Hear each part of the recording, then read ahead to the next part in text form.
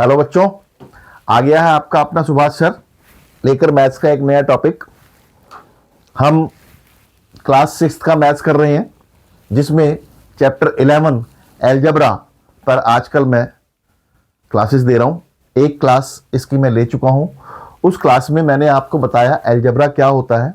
Algebra क्या होता है कि an expression containing letters and symbols, ठीक है, एंड द मैथमेटिकल ऑपरेशंस, मतलब जिसमें कि ये लेटर्स हो, अल्फाबेट्स हो।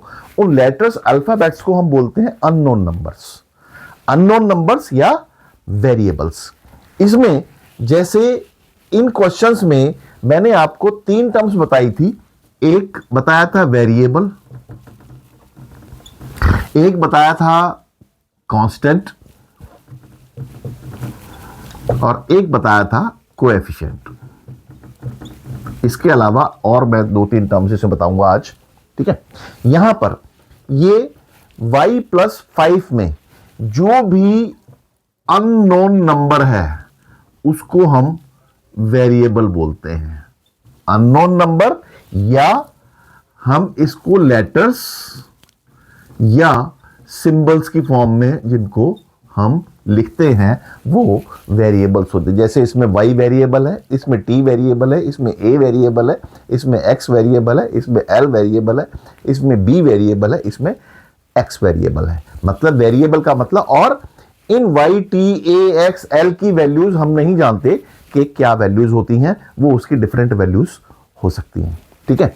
और वेरिएबल वर्ड हम इसलिए लिखते हैं कि इट वेरीज, मतलब ये चेंज होता रहता है। अब y+5 में मैं y की जगह कोई भी वैल्यू रख सकता हूं। 1 रखूं तो ये 6 हो जाएगा, 2 रखूं तो ये 7 हो जाएगा, 10 रखूं तो ये 15 हो जाएगा। इसमें 50 में मैं 2 रखूं तो ये 100 हो जाएगा। यहां पर क्या है, y में 5 एडिड है, यहां पर t में से 9 सब्ट्रैक्टेड है, यहां 50 से a मल्टीप्लाइड है, यहां x से 8 डिवाइड है। तो यहां पर ये जो है प्लस माइनस मल्टीप्लाई डिवाइड, इनको हम बोलते हैं मैथमेटिकल ऑपरेशंस। अब इसमें कांस्टेंट क्या होता है, ओनली नंबर। जो खाली नंबर है, सिर्फ नंबर है अकेला, उसको हम कांस्टेंट बोलेंगे। अब आप कहोगे यहां पर 50a जो है, अब यहां पर ओनली नंबर टर्म, एक वर्ड यहां पर आया टर्म। इसको मैं बताता हूं अभी टर्म क्या होता है, वो मैं इससे आगे आपको एक्सप्लेन करूंगा। फिर कोएफिशिएंट क्या होता है, नंबर मल्टीप्लाइड और डिवाइडेड बाय ए वेरिएबल, उसको हम कोएफिशिएंट बोलते हैं। इनमें जिनमें भी एक वेरिएबल के साथ एक नंबर मल्टीप्लाइड है वो कोएफिशिएंट कहलाएगा। यहां पर y के साथ क्या मल्टीप्लाइड है, कोई बता सकता है? जैसे कोई हम नंबर लिखते हैं, ये हमने नंबर लिखा 12, क्या इसको हम मल्टीप्लाई की फॉर्म में लिख सकते हैं? ठीक है, मैंने आपको फैक्टर्स वाला चैप्टर करवाया था, तो फैक्टर्स वाले चैप्टर में हम इसको 12 into 1 भी लिख सकते हैं। किसी भी नंबर को अगर 1 से मल्टीप्लाई करें तो वही नंबर आता है। इसी तरह से हम y को y into 1 लिख सकते हैं। इसी तरह से हम x को x into 1 लिख सकते हैं। इसी तरह से l को हम l into 1 लिख सकते हैं, या 1 into 12 लिख सकते हैं, या 1 into y लिख सकते हैं, या 1 into x लिख सकते हैं, या 1 into l लिख सकते हैं, ठीक है। तो यहां पर y का कोएफिशिएंट क्या है, मतलब मैंने क्या बताया, कोएफिशिएंट नंबर मल्टीप्लाइड और डिवाइडेड बाय है वेरिएबल। ये y वेरिएबल है, y वेरिएबल के साथ कौन सा नंबर मल्टीप्लाइड है, 1। तो यहां पर इसका कोएफिशिएंट 1 है, इसका कोएफिशिएंट 1 है, इसका यहां पर a के साथ मल्टीप्लाइड है 50, तो इसका कोएफिशिएंट 50 है। इसमें x के साथ 8 डिवाइड है, यहां पर x का कोएफिशिएंट 1/8 है, यहां पर l के साथ -15 मल्टीप्लाइड है, यहां पर l का कोएफिशिएंट -15 है, यहां पर b के साथ 3 मल्टीप्लाइड है, ये 3 जो है आपका कोएफिशिएंट है, लेकिन इस b के साथ 7 ये एडिड है, और 7 जो है एक इंडिविजुअल टर्म है, ओनली नंबर टर्म, सिर्फ नंबर टर्म है, इसके साथ वेरिएबल नहीं है, तो इसको हम बोलेंगे कांस्टेंट। ये कांस्टेंट होगा। x के साथ -2 मल्टीप्लाइड है, तो ये कहलाएगा आपका -2 कोएफिशिएंट, और 3 आपका कहलाएगा कांस्टेंट। ठीक है, ये चीज मैं समझता हूं कि आपको समझ में आ गई है। इसके बाद इसमें एक और टर्म होती है, जैसे मैंने यहां पर एक टर्म लिखा है अभी, टर्म, ठीक है, एक वर्ड लिखा था मैंने यहां पर टर्म। टर्म क्या होता है? टर्म क्या होता है कि अननोन नंबर और लेटर्स और सिंबल्स के साथ अगर एडिशन, मतलब टर्म्स क्या होगी, एन एक्सप्रेशन, अब टर्म का मैं डेफिनेशन लिख रहा हूं, an expression separated by addition or subtraction is called a term। अब प्लस से ये दो नंबर्स में सेपरेट हो गया, एक y हो गया, एक 5 हो गया, तो ये जो है आपका 5 एक टर्म है और y दूसरी टर्म है, तो यहां पर दो टर्म्स है, यहां पर भी दो टर्म्स है, यहां पर 50a जो है ये एक ही टर्म है, क्यों? a के साथ मल्टीप्लाइड है, एडिशन और सब्ट्रैक्शन से ये अलग नहीं हो रहे हैं। यहां पर जो भी एडिशन और सब्ट्रैक्शन से अलग हो रहे हैं वो एक दो टर्म्स कहलाएंगी, लेकिन अगर वो एक ही टर्म है, या चाहे वो a है, चाहे वो 50 है, चाहे वो 50/a है, वो एक ही टर्म कहलाएगी। ठीक है, इसके जिन दो टर्म्स के बीच में प्लस या माइनस का साइन लगा हुआ हो वो दो टर्म्स कहलाएंगी।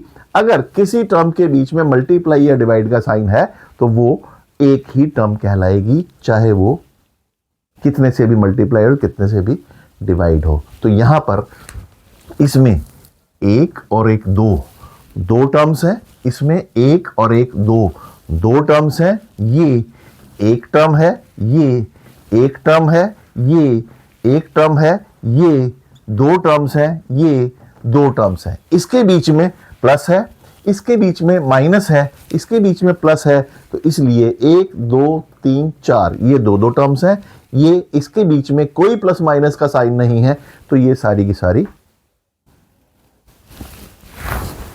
एक टर्म है। ठीक है, अब टर्म्स जो है वो आपकी एक टर्म भी हो सकती है, दो टर्म्स भी हो सकती हैं, तीन टर्म्स भी हो सकती हैं, कितनी भी टर्म्स हो सकती हैं, जितने बीच में प्लस माइनस के साइन लगे हुए हैं उनको हम टर्म्स बोलेंगे। जैसे मैं यहां पर इसको 50a को लिख दूं, जैसे 50a ये एक टर्म है,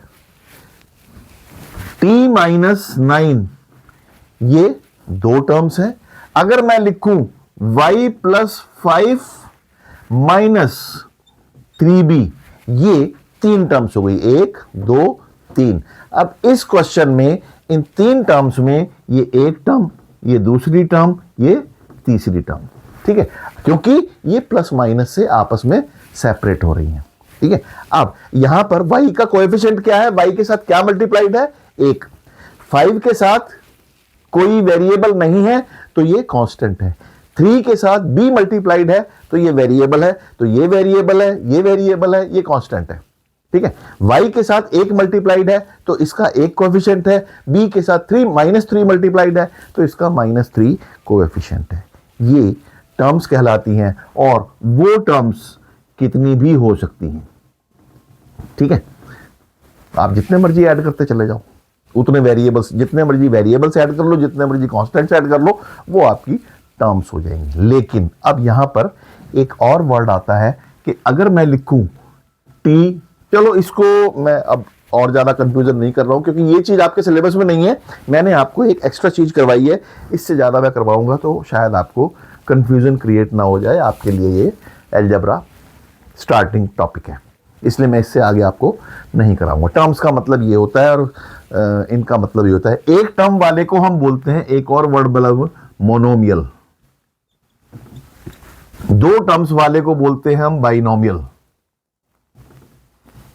तीन टर्म्स वाले को बोलते हैं हम ट्राइनोमियल, और चार या उससे ज्यादा टर्म्स वाले को बोलते हैं हम पॉलिनोमियल, और सबको अलग अलग हम पॉलिनोमियल भी बोल सकते हैं। ठीक है, ये एक मैंने आपको एग्जाम्पल दिया है, आप इसको याद रख लो, ये आगे आने वाले क्लासेस में आपके बहुत काम आएगा। ठीक है, ये आपका अलजेब्रिक एक्सप्रेशंस और अलजेब्रा से रिलेटेड एक टॉपिक खत्म हो गया। ठीक है, अब अलजेब्रा में एक और इसमें वर्ड आता है इक्वेशन। इक्वेशन क्या होती है पता है? कोई कैसे बता सकता है इक्वेशन? ठीक है, इक्वेशन, कोई वर्ड इक्वेशन का मतलब क्या है, कोई बता सकता है? इक्वेशन किस वर्ड से बना हुआ है? इक्वेशन, कोई बता सकता है इक्वेशन किस वर्ड से बना हुआ है? पता है किसी को? नहीं पता? इक्वेशन में आप इक्वेशन, ठीक है, इक्वेशन, अगर मैं इसमें से शन निकाल दूं और खाली इक्वे लिखूं, ठीक है, क्या इक्वे से कोई वर्ड आपको याद आ रहा है? इक्वे से एक वर्ड है यहां पर इक्वेशन। अगर मैं यहां पर इक्वे और प्लस इसको अलग कर दूं, इसको भूल जाओ, ये इक्वे को मैं अगर ऐसे लिख दूं, एल लगा दूं, तो क्या बन गया? इक्वल। ठीक है, किसी भी अलजेब्रिक एक्सप्रेशन में जैसे यहां पर मैं लिखूं 3x + 7 इज इक्वल टू 2, अगर 3x + 7 इज इक्वल टू 2 है, अगर इफ एनी algebraic expression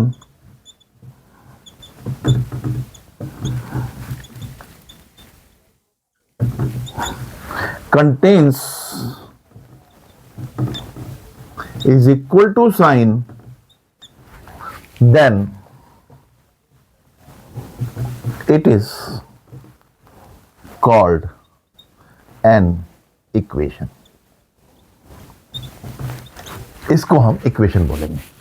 मतलब किसी भी अलजेब्रिक एक्सप्रेशन में अगर हम 7 ऐड कर दें, तो सॉरी इज इक्वल टू का साइन लगा दें, तो आपका वो इक्वेशन बन जाएगा। समझ में आ गया? इक्वेशन सिर्फ इज इक्वल टू वर्ड होना चाहिए और कुछ नहीं होना चाहिए, तभी वो इक्वेशन कहलाएगा।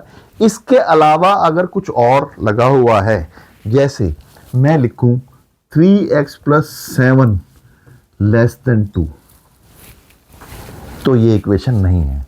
अगर मैं लिखूं 3x + 7 < और इक्वल टू 2, अब आप कहोगे यहां पर इज इक्वल टू लिखा हुआ है, नहीं, सिर्फ और सिर्फ इक्वल वर्ड होना चाहिए, तभी वो इक्वेशन होगा, वरना वो इक्वेशन नहीं है। यहां पर less than and equal to लिखा हुआ है, ग्रेटर देन लिखा हुआ है या ग्रेटर देन इक्वल टू लिखा है, तो भी वो इक्वेशंस नहीं होंगे। वो ये क्या होंगे, ये आप आगे आने वाली क्लासेस में पढ़ोगे। इसको वैसे इन इक्वेशन बोलते हैं। इन इक्वेशन मतलब जो इक्वल ना हो। ठीक है, तो ये होते हैं इक्वेशंस। ठीक है, अब इन इक्वेशंस के कुछ अब मैथमेटिकल रूल्स होते हैं कुछ इसके। ठीक है, रूल्स ऑफ अलजेब्रा, यहां पर रूल्स और प्रॉपर्टीज क्या है इसकी? रूल्स और प्रॉपर्टीज इसकी क्या होती हैं? Let us do it. एक पहली प्रॉपर्टी होती है commutative. Commutative property of property of addition, एक एडिशन की होती है और एक मल्टीप्लिकेशन की होती है।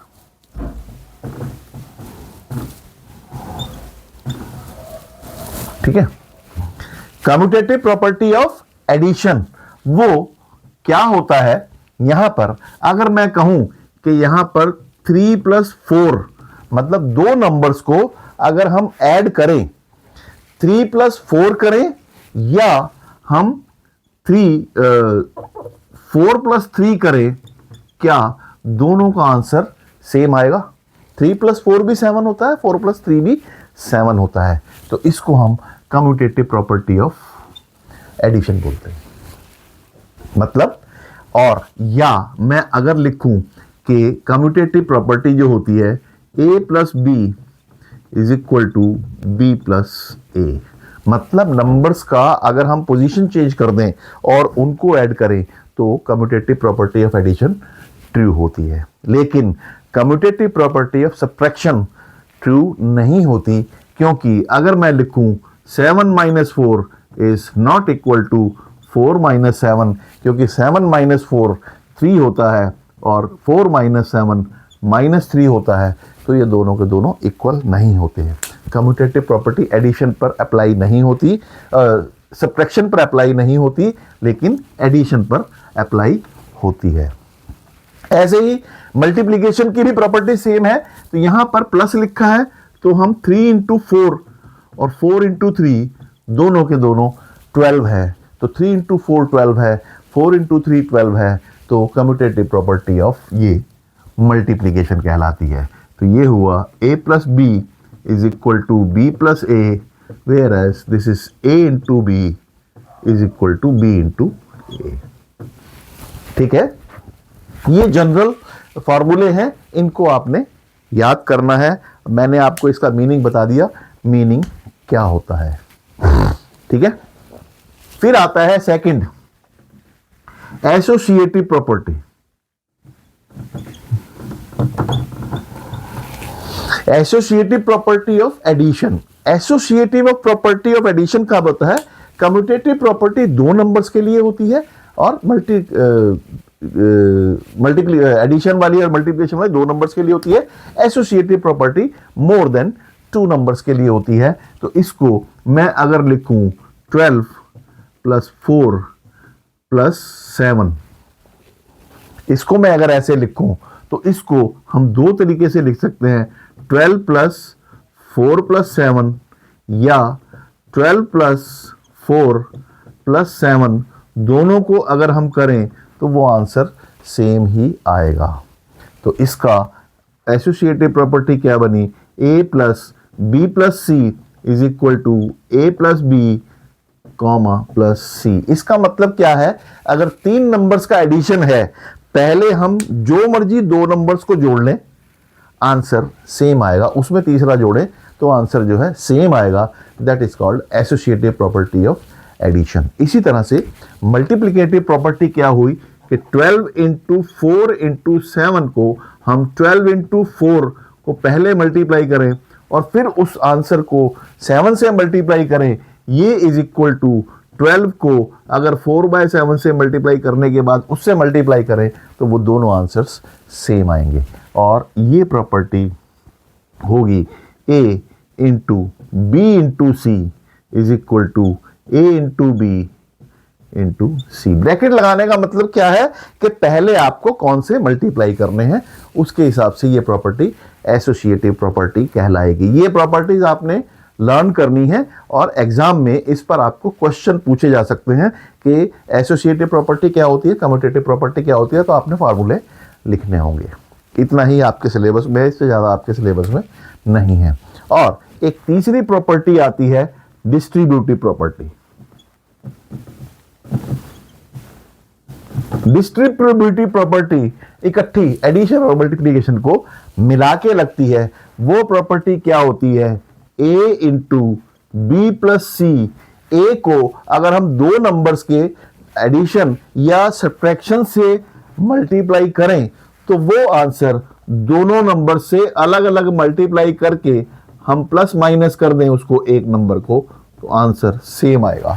That is called associative property. जैसे मैं अगर ये क्वेश्चन करूं कि 12 इंटू 4 प्लस 7 करूं तो 4 प्लस 7 कितना होता है 11। 11 इंटू 12 कितना होता है 132। ठीक है, अब इसको मैं दूसरे तरीके से करूं कि 12 इंटू 4 प्लस 12 इंटू 7, ये 12 इंटू 4 आया 48, 12 इंटू 7 आया 84, इन दोनों को मल्टीप्लाई करूंगा तो 8 4 जा 12, 8 4 जा 12 और 132, ये दोनों आंसर्स सेम आ गए। Therefore distributive property holds true for this. ये 3 प्रॉपर्टीज आपने याद रखनी है। इन तीनों प्रॉपर्टीज को हम आगे आने वाले क्लासेस में ये आपके बहुत काम आएंगी प्रॉपर्टीज। ठीक है, अब हम करते हैं सॉल्यूशन ऑफ इक्वेशंस। इक्वेशंस को सॉल्व कैसे किया जाता है, इक्वेशंस को कैसे हम सॉल्व करते हैं। ठीक है, सॉल्यूशन ऑफ इक्वेशंस। इक्वेशन मैंने बताया ना अभी क्या होता है। इक्वेशन क्या होता है, वो अलजेब्रिक एक्सप्रेशन जिसमें इज इक्वल टू का साइन लगा हुआ हो। जैसे एक क्वेश्चन है 3x plus 7 is equal to, यहां पर मैं अगर इसको 1 लिखूं तो आपको x के क्या क्या वैल्यूज हो सकती हैं। यहां पर इक्वेशन में एक चीज ध्यान रखना कि जो वेरिएबल की वैल्यू है वो अननोन वैल्यू निकालना, वो यूनिक वैल्यू होगी, वो एक ही वैल्यू होगी इक्वेशन में। अलजेब्रिक एक्सप्रेशन में आप वेरिएबल की बहुत सारी वैल्यूज रख सकते हो। ठीक है, दोनों में डिफरेंस ये है, तो इसीलिए हम इसको सॉल्यूशन कहते हैं कि इसका हमने आंसर निकालना है। ठीक है, अब इसको निकालने का तरीका क्या है, अभी मैं इसको सिर्फ ऐसे लिख रहा हूं कि x plus 7 is equal to 10। ये मैंने एक छोटा सा एग्जांपल लिखा। तो मैं अगर यहां पर एक टेबल बनाऊं आपके लिए, मेरे को पता करना है कि x प्लस 7 क्या होता है। तो यहां पर क्या मतलब, अगर इसको मैं एक्सप्रेशन मान के चलूं जहां पर x की वैल्यू 10 आ जाएगी। ठीक है, ये x है और ये x प्लस 7 है। x की वैल्यूज में रखता जा रहा हूं, 1 रखा, 2 रखा, 3 रखा, 4 रखा, 5 रखा, 6 रखा और ऐसे वैल्यूज रखता चला जाऊंगा। x की जगह 1 रखा तो 1 प्लस 7 8, 2 रखा तो 2 प्लस 7 9, 3 रखा तो 3 प्लस 7 10। तो आंसर आ गया इसका 10। तो इसका मतलब 3 पर हमारा आंसर 10 आ रहा है, तो इसका आंसर हुआ x इज इक्वल टू 3। ये इसका आंसर हुआ। अब इसको सॉल्यूशन कैसे करते हैं वो मैं आपको समझाता हूं कि सॉल्यूशन कैसे किया जाता है। अब यहां पर सॉल्यूशन करने का जो तरीका है, किसी भी इक्वेशन को सॉल्व करने के लिए मैं x की वैल्यू निकालूंगा, तो जितने भी यहां पर कांस्टेंट और कोएफिशिएंट्स है इसको हम इज इक्वल टू के दूसरी साइड ले जाएंगे और दूसरी साइड ले जाने के कुछ रूल्स हैं, वो रूल्स मैं आपको बताऊंगा। उस रूल से आपका इसका आंसर निकलेगा। ठीक है, अभी मैं बताता हूं आपको। यहां पर x के साथ 1 है, 1 को हमें ले जाने की जरूरत नहीं है। कोएफिशिएंट अगर 1 है तो उसको ले जाने की जरूरत नहीं है। हम इस 7 जो प्लस है इसको हम उधर ले जाएंगे। तो यहां पर x plus 7 is equal to 10, तो x is equal to 10 minus 7। यहां पर ये प्लस है तो इज इक्वल टू के दूसरी तरफ जाकर ये माइनस हो जाएगा। तो ये आया 10 माइनस 7 इज इक्वल टू 3। तो x इज इक्वल टू 3 इसका आंसर हो गया। ठीक है, तो प्लस बिकम्स माइनस, ये रूल आपने ध्यान रखना है। ठीक है, इक्वेशन इन इक्वेशन, ठीक है, प्लस जो है वो माइनस में कन्वर्ट हो जाता है if transferred to other side of is equal to. उधर से इधर लाएं या इधर से उधर लेके जाएं इज इक्वल टू के। इज इक्वल टू के दो साइड्स हैं, एक ये लेफ्ट हैंड साइड है और एक ये राइट हैंड साइड है। अगर हम राइट हैंड साइड से लेफ्ट हैंड साइड पर लेके आए या लेफ्ट हैंड साइड से राइट हैंड साइड पर लेके जाएं, प्लस है तो माइनस बन जाएगा और माइनस है तो ये प्लस बन जाएगा। ठीक है। अब जैसे एक और क्वेश्चन लेता हूं मैं, यहां पर एक लिखा था हमने y minus 5 is equal to 2। यहां पर आंसर निकालना हो, यहां पर y इज इक्वल टू, ये माइनस है, उधर जाके 2 plus 7 is equal to 2 plus 7 कितना हुआ 9। ये आंसर हो गया इसका। तो यहां पर आंसर हुआ y is equal to 9, this is the answer. यहां पर x is equal to 3, this is the answer. ठीक है। अब कुछ और क्वेश्चंस करते हैं हम। जैसे मैंने दो रूल्स लिखवा दिए, प्लस माइनस बन जाता है और माइनस प्लस बन जाता है। एक क्वेश्चन है 50a इज इक्वल टू 100।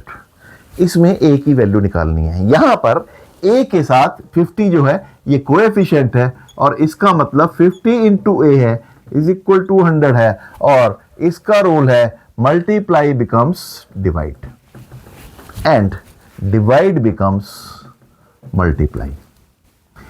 ये चार रूल्स आपने ध्यान रखने हैं इक्वेशन को सॉल्व करने के लिए। ये चार रूल्स अगर आपको याद रहेंगे तो आपकी इक्वेशन का आंसर कभी भी गलत नहीं होगा।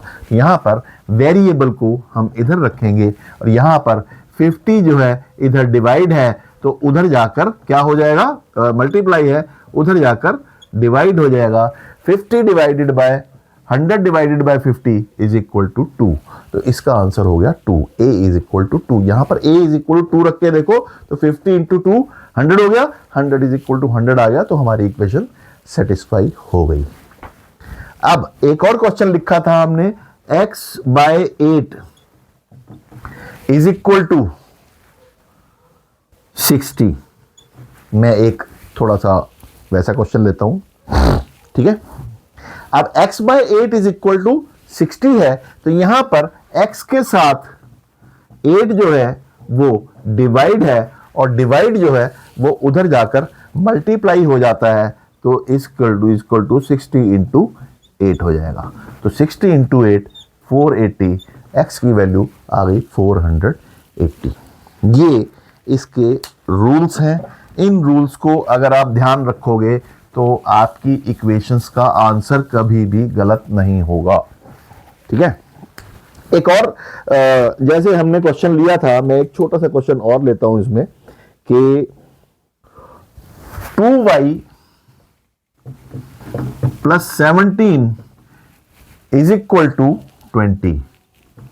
तो y की वैल्यू हमें निकालनी है। अब यहां पर ध्यान रखना है 2 के साथ y मल्टीप्लाइड है और 2y के साथ 17 प्लस है, तो यहां पर इस प्लस को हम पहले उधर ले जाएंगे, फिर यहां पर खाली 2y रह जाएगा। प्लस अगर उधर जाएगा तो ये होगा 2y is equal to 20 minus 17 is equal to 3 हो गया। 20 माइनस 17, ये क्योंकि प्लस है 17, ये उधर जाकर वो हो गया।